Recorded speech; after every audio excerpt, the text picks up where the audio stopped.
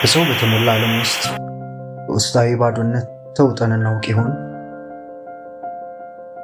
የኔን ማንነት ማንም አይረዳውም የሚለው ስር የሰደደ አመለካከት ሳናቀው ራሳችንን በገነባነው ስነ ልቦናዊ እስር ቤት ውስጥ እንድንቆለፍ ያደርገናል። ይህ ስሜት ተራ ብቸኝነት አይደለም፣ ይልቁንም የእኛን ማህበራዊ ግንኙነት፣ የአእምሮ ሰላምና የስኬት ጉዞን የሚበክል አደገኛ መርዝ ነው።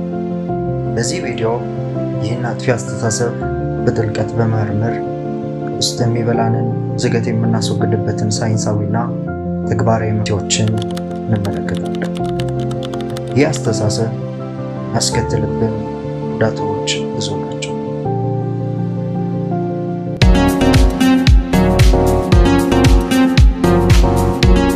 ያልተገለጠ ስሜት ልክ እንደተቀበረ ፈንጂ ነው፣ ፈንድቶ ሕይወትን ማውደም ይቀር። ማንም አይረዳኝም ብለን ስንደመድም መጀመሪያው ሰለባ የሚሆነው የተግባቦት ክህሎታችን። ግልጽነት በሌለበት ግንኙነት ውስጥ መተማመን አይኖርም። የውስጣችንን ፍላጎት፣ ህመም ወይም ደስታ ለሰዎች ማጋራት ስናቆም ሰዎች እኛን ለመርዳት የሚችሉበትን ብቸኛ መስኮት እንዘጋባቸዋለን። ይህ ደግሞ በሰው ዘንድ ግልጽ ያልሆነና የማይቀረብ ሰው ተብለን እንድንፈረጅ ያደርገናል። ይህ አስተሳሰብ በውድቀታችን ሁሉ ሰበብ እንድንፈጥር የሚያደርግ፣ እሱ ስላልረዱኝ ነው ይህን የሆነው ወይም ሁኔታዎች ስላልተመቻቹልኝ ነው የሚል ሰበብ ስናበዛ ሕይወታችን ላይ ያለንን የመቆጣጠር አቅም እንድናጣ ያደርገናል። ኃላፊነትን መሸሽ የሽንፈት መጀመሪያ ነው እንደሚባለው ውድቀትን ከሌላው ጋር ማያያዝ የለውጥን በር መቆለፍ ማለት እንደሆነ ማወቅ አለብን። ጥርጣሬ እውነትን የሚሸፍን የነፍስ ጭጋግ ነው። ሰውን መረዳት እንደማይችል ስናስብ የሰዎች በጎነት ሁሉ ለጥቅሙ ነው የሚል ጥርጣሬ እንዲያድርብን ያደርጋል። ይህ ከልክ ያለፈ ጥንቃቄ ከሰዎች ጋር በነፃነት እንዳንቀራረብና በፍቅር እንዳንኖር ጥልቅ ጋሬጣ ይሆንብናል። ይህ ነጥብ ከጥርጣሬም አልፎ ዓለምን በክፉ መመልከት ላይ ያተኩራል። ማንኛውም የሰው ልጅ እንቅስቃሴ እኛ ላይ እንደታቀደ ሴራ እንድንቆጥር ያደርገናል። ይህ አይነቱ ስነ ልቦናዊ ጫና አእምሯችንን ሁል ጊዜም በስጋትና በጭንቀት ውስጥ እንዲኖር ያደርገዋል።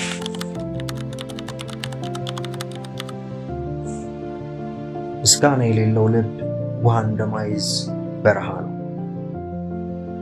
ሰዎች ሊረዱን የሚጥሩባቸውን አጋጣሚዎች አጋቢስ አድርገን እንድንመለከት በጊዜም የጎደለንን እንጂ ያለንን እንዳናይ እንዳናስብ እያደረገን ከራሳችንም ከሰውም ከእግዚአብሔርም ጋር ጤነኛ የሆነ ግንኙነት እንዳይኖረን ያደርጋል። ያ ሲሆን ደግሞ ዛሬን በአግባቡ እንዳንኖርም ሆነን እንገኛለን። በዙሪያችን ያሉትን በረከቶች ሳናይ እንቀራለን። ምስጋና የሌለበት ሕይወት ደግሞ ውስጣዊ እርካታ የራቀ ሕይወት ነው። ራስን ካልወደድክ ዓለም እንድትወድ አትጠብቅ። ሰዎች ለምን አይረዱኝ የሚለው ጥያቄ መልስ ሲያጣ ወደ ራስ ወቀሳ ይዞራል። ችግሩ በእኔ ውስጥ ነው፣ እኔ መጥፎ ሰው ነኝ የሚል የጥላቻ ስሜት ይፈጠራል። ይህ ደግሞ በራስ መተማመንን በማጥፋት ለከፍተኛ ድብርት የሚዳርግ፣ ለራስ ዋጋ የሌለን እንድንሆን ያደርጋል። ለራስ ዋጋ መስጠት ሲባል ደግሞ ሌላውን ማንቋሸሽ አሊያም ማሳነስ ማለት እንዳይደለም ልብ ማለት ያስፈልጋል። በዚህ ርዕሰ ጉዳይ ለብቻው በሌላ ቪዲዮ መለሳለሁ። ራስን ካቃለልክ ዓለም ዋጋን እንድታውቅ አታስገድዳት። ሌሎች ሰዎች ሁሉ የተረዱና የተደሰቱ፣ እኛ ግን የተረሳንና ዋጋ ቢስ እንደሆንን እንድናስብ ያደርገናል። የበታችነት ስሜት ካለን ባለን አቅም በታች እንድንኖርና አዳዲስ ዕድሎችን እንድንፈራ እያደረገን ባለንበት ሯጮች፣ ለውጥን ፈሪዎች፣ ትላንትና ታሳሪዎች ብቻ ሆነን እንድንቀርና ራሳችንን እየወቀስን በጸጸት ነዋሪዎች ያደርገናል። ራስን ማግለል ማለት አንድ ሰው ከሌሎች ሰዎች ጋር ያለው ማህበራዊ ግንኙነት ሲቋረጥ ወይም በጣም ሲቀንስ የሚፈጠር ሁኔታ ሆኖ ብቸኝነት የስሜት ጉዳይ ሲሆን፣ ራስን ማግለል ግን ከሰዎች ጋር የመገናኘት ዕድል ወይም ሁኔታን ማጣት የሚያመለክት ነው።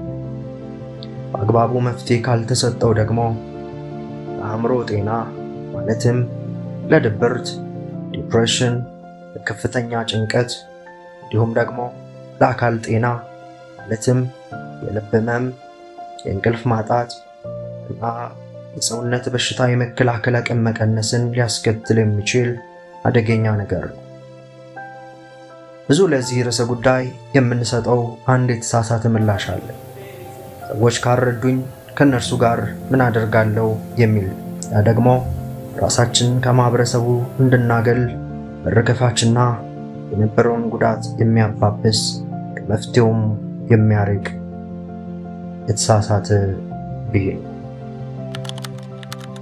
ተራራ ብቻውን የወጣ ሰው ቢኖርም ተራራውን ተራራ ያደረገው ግን ከስሩ ያለው መሰረት ነው። ማንኛውም ትልቅ ስኬት ከሰዎች ድጋፍና ትብብርን ይጠይቃል። ሰው አይረዳኝም የሚል ሰው ግን ምክር አይሰማም፣ ትብብርን አይቀበልም። በዚህም ምክንያት ካለበት ሳይንቀሳቀስ ለዓመታት የሚቆይ ነው።